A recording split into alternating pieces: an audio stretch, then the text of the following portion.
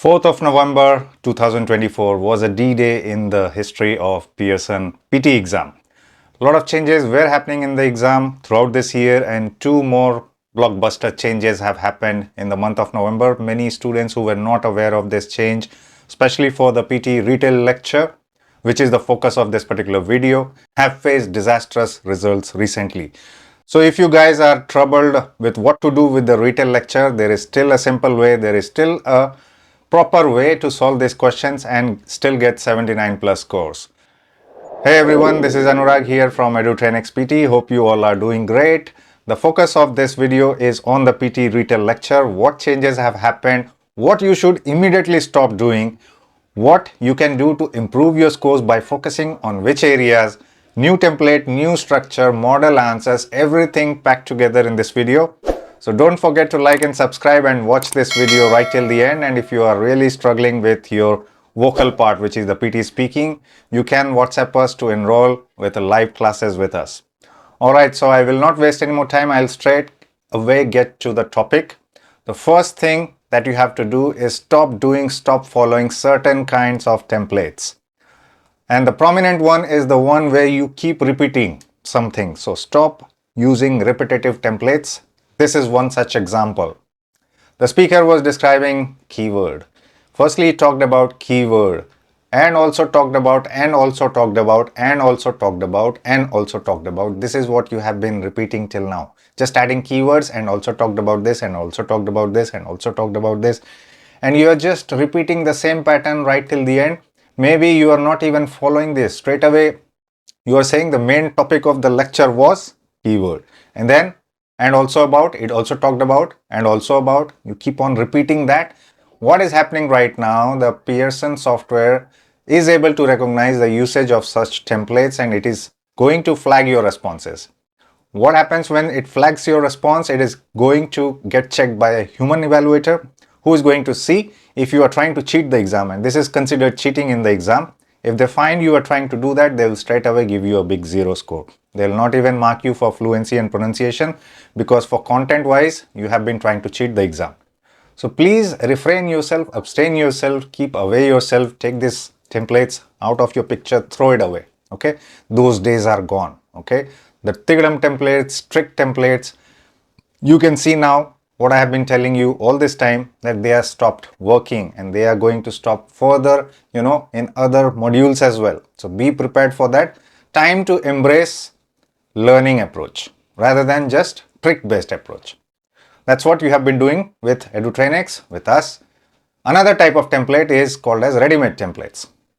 What's wrong with this template? You are learning pre-memorized templates, pre-memorized sentences like this.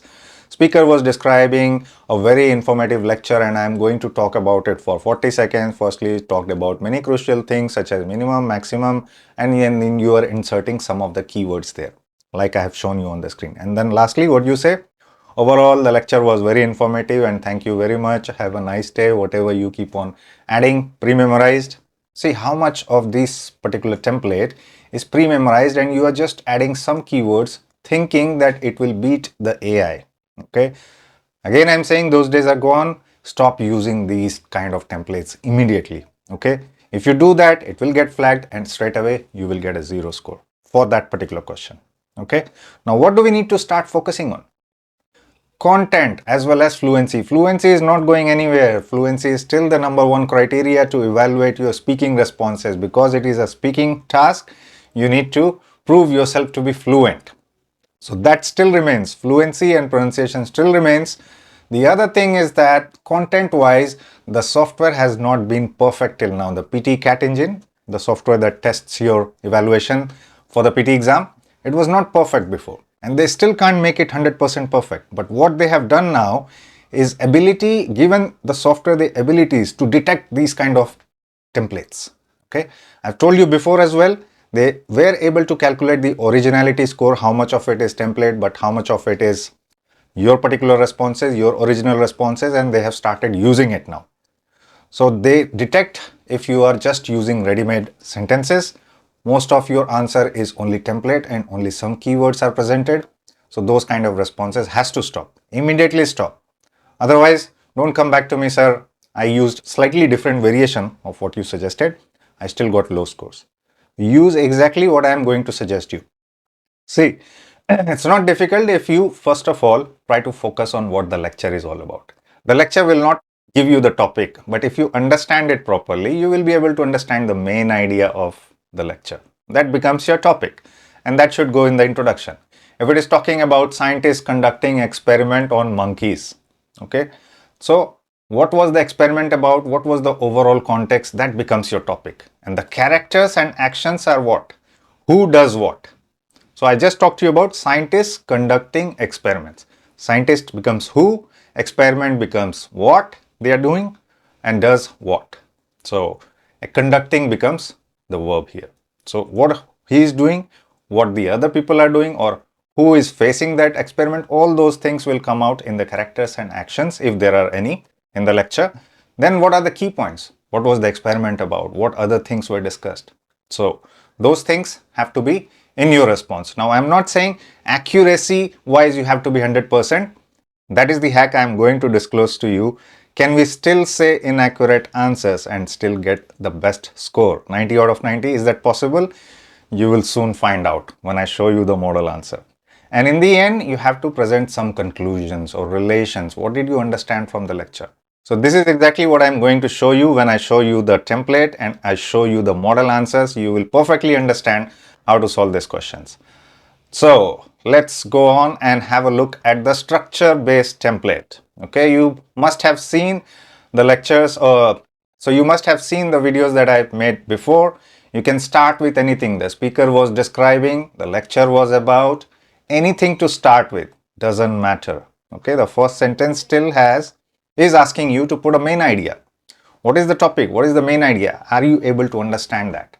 Even close enough. And these are all phrases that you need to put down. And then you see just connectors. Firstly, she talked about that. Then she explained this and also how. Later, he also described, she also described. Furthermore, interestingly, she discussed, overall, finally, suggested. And you see what I'm asking you to write. Key phrases, everywhere phrases. So you don't need to write down the phrases when you are listening, okay? I'll show you the art of note taking as well very, very shortly. And you will see how much more things you will be able to note down using that technique. So key points definitely has to be there. Characters and action, if you are taking notes properly, you will capture that automatically. You don't need to be very particularly thinking about which are the characters, which are the actions. You will find out. Okay, if you are taking the notes properly, you will be able to find out what are the relations. Again, you will be able to find out. And then you just say the response, okay, without any hesitations. That is still the criteria. I just wanted to show you the Edutrainex platform. You see this platform when you do a Retell lecture question. See, this is the detailed level of feedback that you are getting. And if I scroll it to the left, you will see the introduction part, what keywords you have used in every sentence. In conclusion, have you used the responses that are relevant to the answer? It is able to detect that. And when our software is able to detect that, then Pearson exam definitely can detect that, right? So that's what I'm trying to say. And see the detailed level of feedback. How is the introduction? Have I used the connectors? Which connectors have I used? That also it will highlight to you. Speech rate, is it good or bad? Am I putting the response delivery properly? Am I providing any problem with the content? Any type of vocabulary? See, all these type of vocabulary I have used in this to explain my response. So everything is highlighted for you. When you enroll with us, you get access to this particular system for practice, unlimited mock tests, prediction files. Everything is given to you, included in the cost of the live classes. So you don't have to pay for anything separately, but that only happens when you enroll with us for live classes. All right. If you do want to, just WhatsApp us. We are just a message away. You can still get the classes directly with me. Okay, now you understand the basic structure of the template. Okay, now it's time to also understand what other things are important. Is grammar getting checked now? Is accuracy getting checked now? So we'll talk about it next. Okay, so now is the time that we should understand about the other hacks related to Retell lecture, what is happening and what we need to focus on. Grammar. So grammar we don't need to worry about because grammar is not marked here. So if you are saying something grammatically wrong, you don't need to worry about that. Still just focus on your fluency. That is what I have mentioned here. Just focus on fluency. If instead of present tense you use past tense or have done or had gone, anything you have used wrong, that is not going to be wrongly marked for you, or any negative marking is there for you. No negative marking. You just speak fluently, and okay, all the words that you are speaking are correct and English language words. So for example, if for speak in the past tense you say speaked, that is not a word. You have to speak spoke, spoken. So just make sure that the words are correct. Tenses and other things are not a problem, and accuracy is also not marked. You just have to say content relevant to the content. Don't worry too much about the interpretation. Okay, I've tried this personally on the mock test. Works perfectly fine, gives me a 90 score. So if the lecture is about rockets being launched into the space and requires fuel, if in my response I just say rockets launch into the space and do not require fuel, it is not going to give me any negative marking for that, because I still covered the relevance that was mentioned in the lecture. All the keywords were there. My response was smooth, very fluent. It is going to give me marks.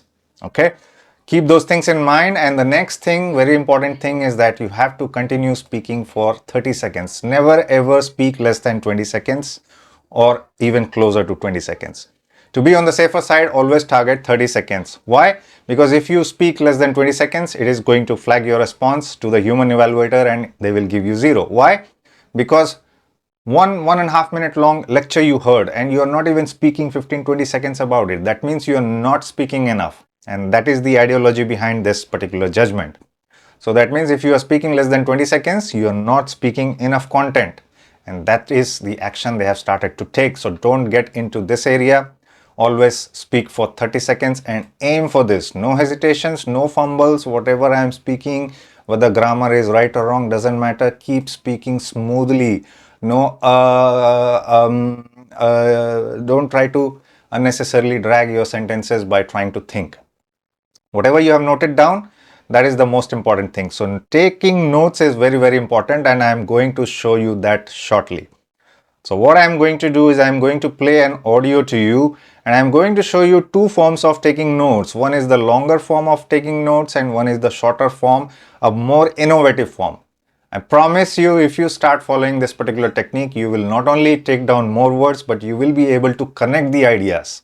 Believe me, we'll see it very, very soon. Okay, the very next slide. So this is the template and the structure that we discussed.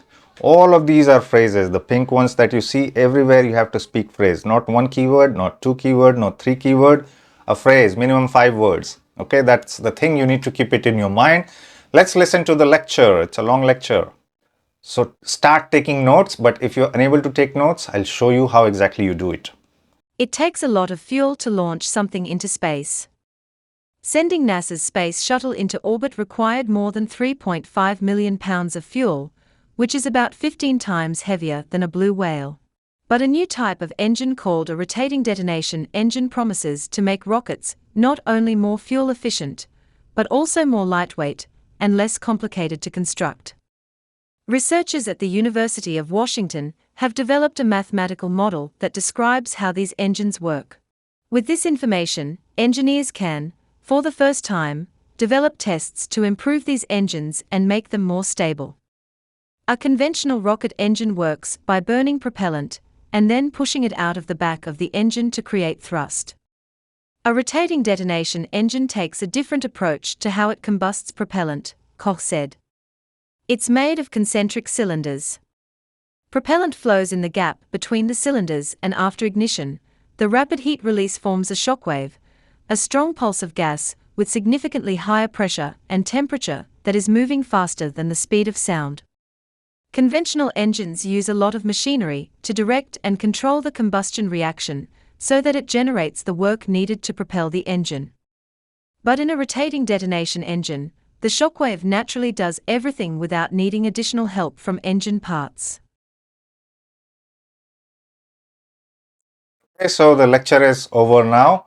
What did you hear from it? I keep telling you, read from Science Daily, Life Science, all these scientific articles. Many of these examples, lectures are directly picked up from the scientific material. You can see the prediction file, how many questions are scientific in nature, right? If you have access to those.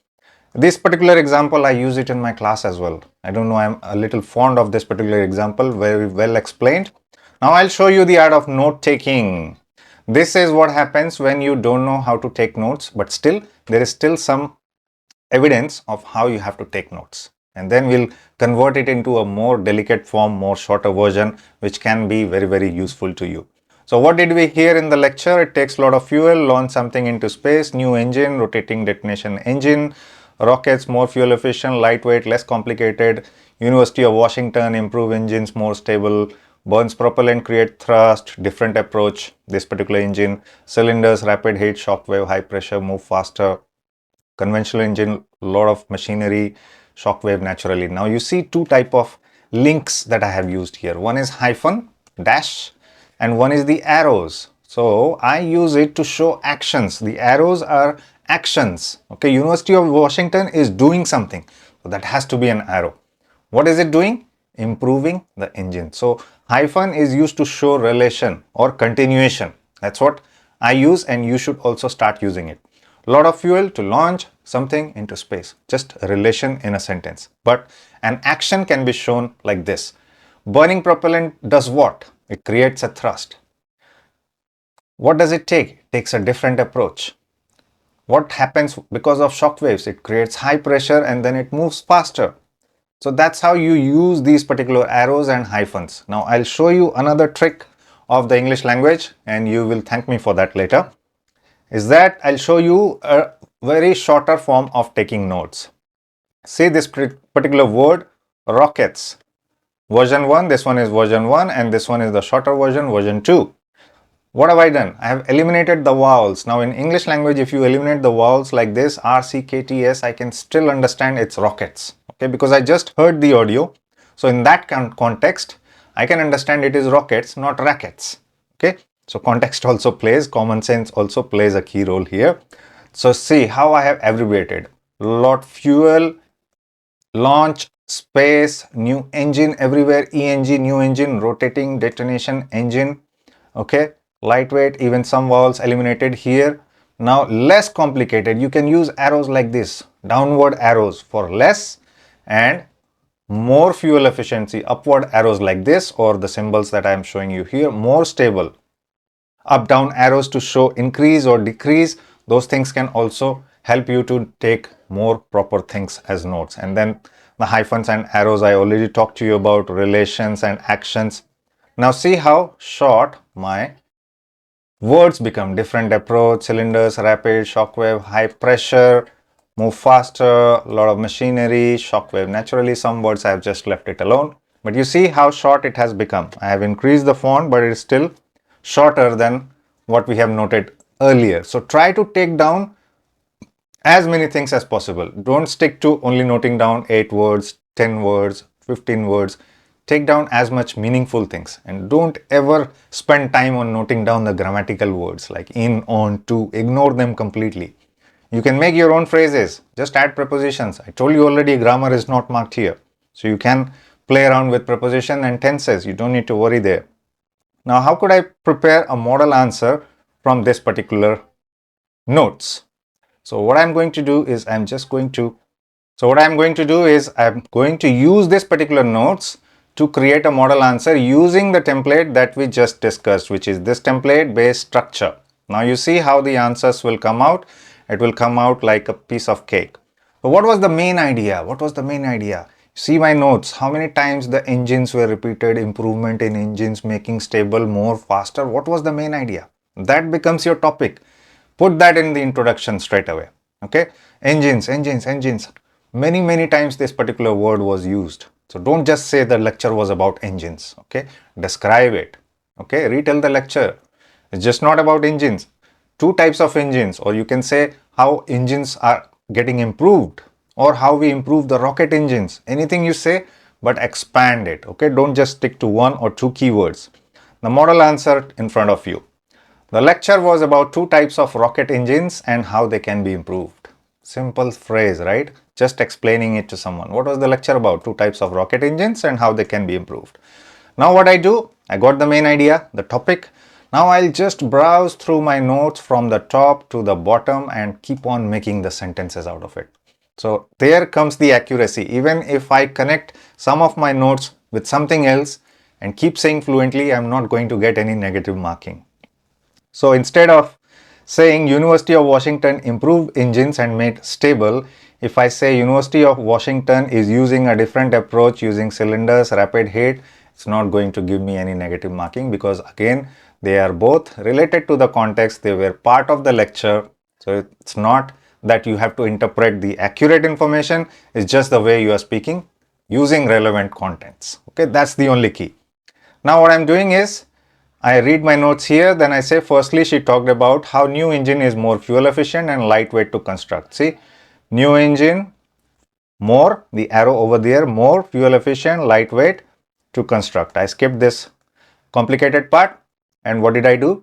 Then she explained why University of Washington is making it less complicated. So I use this part with the next point.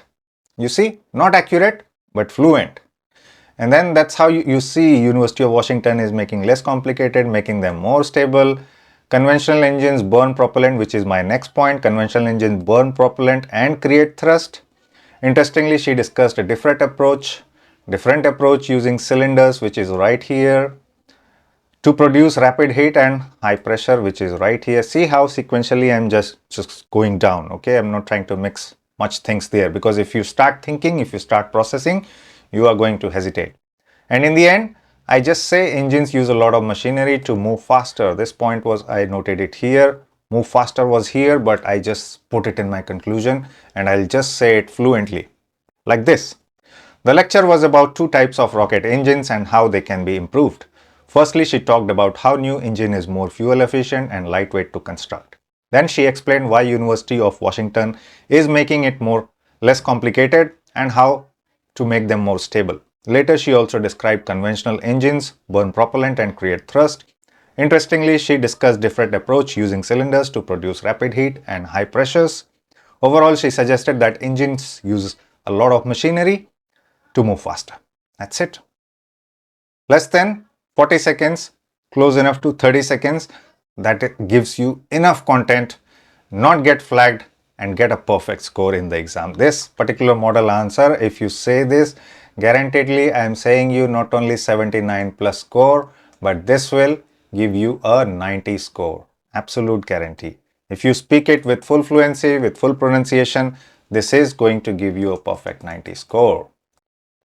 So if you have not seen the video that I made on the describe image changes, it's time that you go there on our channel, watch that particular video. There is also a video on the latest exam changes where I tried to summarize all these changes, the reasons behind it, snapshot from the Pearson website, what exactly they are trying to do, when they are trying to do, and what is achieved using this. So all those things, information is just available. You can go and watch those videos. And in the meantime, keep watching Edutrainex, because I'll soon be back with another informative video on PT topics. See you soon.